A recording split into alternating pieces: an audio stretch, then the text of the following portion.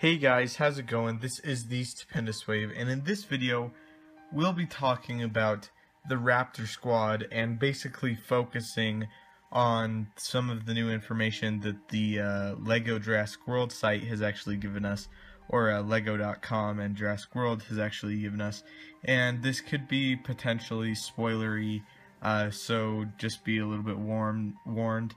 It's not any movie breaking stuff. It's just kind of about the pack dynamic, and there's a ton of other stuff on this website. For example, we get confirmation that the Indominus Rex is indeed bigger than T-Rex at her being 18 feet tall and 43 feet long, so that's pretty cool. But this video will specifically focus on the raptors. There's other information out there like the human that will be involved in other discussion videos down the road, so stay tuned for all of those, but this video is just specifically meant for the Raptor Squad and kind of like the pack dynamic that is going on there and the new information that the Jurassic World website has released. So like I said earlier, this is a little bit spoilery. It kind of gives some background on some of the raptors, but it's no plot breaking stuff. So anyway, real quick, once again, I want to thank you guys for letting me know about this. I really appreciate it, for everyone that let me know about it.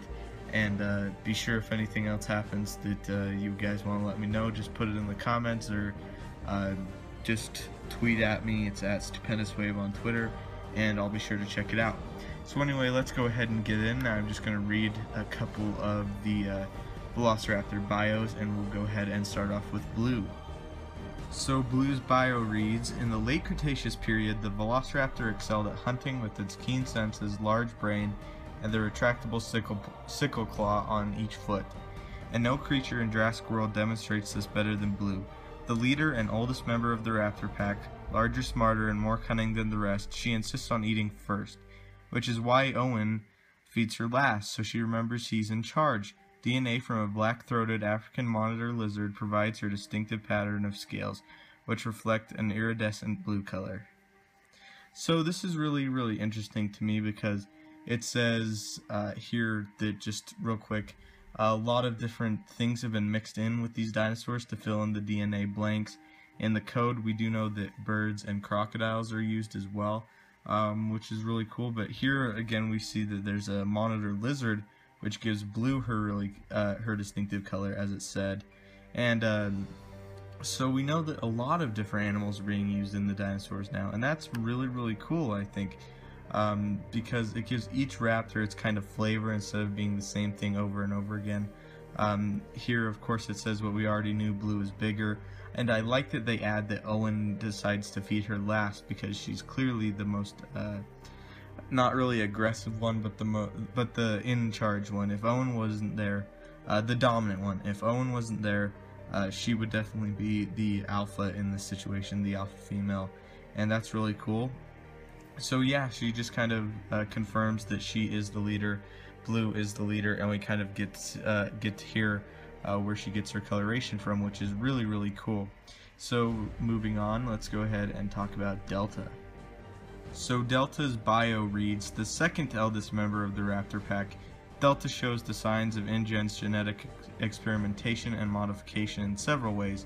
Along with her unique gecko-like pupils, she has been infused with more avian DNA than her sister raptors have, resulting in her very bird-like movements and behaviors. Being watched by Delta is a lot like being stared at by an eagle about to launch an attack. This is cool. Again, we see that Delta, being the second oldest, is kind of second in charge, and as we can see from the other pictures, she clearly is the second largest. She's in relative size to Blue, which is really cool, and it makes sense. And a lot of this stuff can be discerned from what we've seen, and I like that some of the raptor squads or raptor packs, pack dynamic, can be discerned by just their images. You can clearly see that in a lot of them, Blue is in the front, and Delta is right behind her, and then Charlie and Echo, or Echo and Charlie, they're kind of interchangeable. So that's really cool. Again, she's mixed with apparently a gecko because she has gecko-like pupils, and maybe just a little bit of gecko. That's not really confirmed here, but mostly avian DNA, which is bird DNA, and I really like that. Again, it gives each of them different, and this does confirm right here that the pupil in the fan art was actually absolutely correct, that her pupil is different from the rest of the raptors, which is just awesome. And this Lego site is just great. It's giving us so much information on the Raptor Squad, and it's fantastic. So next up we have Echo and Echo's bio reads. When they were both young raptors, Echo once challenged Blue for command of the pack. Unfortunately for her, Blue was the stronger fighter, and Echo was left with the permanent scars of their encounter across her face. Because of her permanent sneer, some of the Jurassic World dinosaur handlers have nicknamed her Elvis. I really like this. It gives some personality to her. It really doesn't go into a lot of depth about her. It just knows that she's kind of an alpha as well, or a potential alpha. I kind of consider Delta a little bit above Echo just because of she's a little bit older than her, but Echo is clearly fighting for that chance to be the alpha Velociraptor, and that's really cool. Not really a whole lot to talk about Echo here. It doesn't give us a lot of information, just that she kind of went up against Blue. It doesn't say what she's mixed with at all. But she is clearly the closest to the original Raptors, which is really cool, and Echo is my personal favorite. So last and certainly not least, we have Charlie, the green raptor of the Raptor Squad, and her bio reads, Charlie is the youngest member of the current Raptor pack, and its least experienced hunter. Her instinct-driven reactions make her hard to predict, so Owen never takes his eyes off her during training sessions. As the rookie of the group, Charlie looks to Blue for guidance and her commands during hunts, and will immediately give up a meal to her pack leader. The InGen scientists have genetically programmed her with the dramatic striping of a large green iguana.